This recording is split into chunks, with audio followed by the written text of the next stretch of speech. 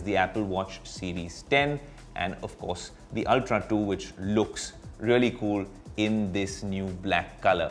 But the Series 10 is where a lot of changes have come. The screen has gotten bigger on the Series 10. It's also gotten slimmer in terms of this particular device, and it charges much faster.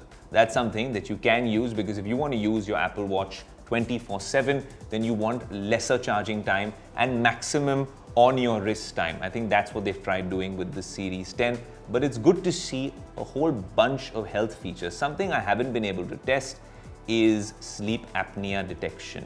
Now, Apple says that this is fairly accurate compared to what the at-home sleep apnea tests are like. So if that actually is anything like the existing features, when you're talking about ECG, irregular heart rate notifications, blood oxygen, all of these things already come on the Apple Watch.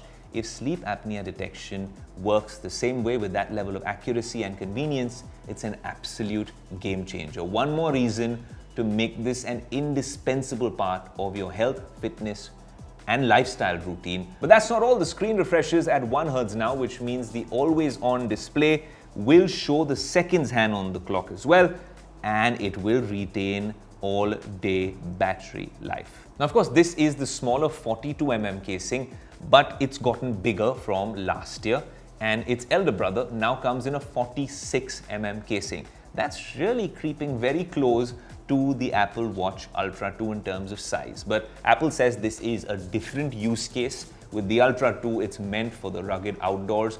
But I see a lot of similarities, and honestly, the gap between all Apple's Pro devices and the rung below them really getting narrower and narrower. You have the Depth app and the Tides app, which now comes to the Apple Watch Series 10. And now you have all the health features on both these devices. You have better battery life. And the screen has gotten so big on the Series 10 46mm that in terms of the screen ratio, it's almost as big as the Ultra 2. So I see a lot of similarities there. But honestly, if you have an Apple Watch from last year, I don't see the upgrade. So what's my verdict? Having been an Apple Watch user for many years, I think this is an indispensable part of my daily routine. The Series 10 makes sense, especially if you have an Apple Watch a couple of years older. Obviously, with the Ultra 2, we weren't really expecting an upgrade because the watch has been fantastic at what it does. I think this is a great color compared to the previous Ultra 2, but that said, it obviously means you don't need to upgrade from last year's watch.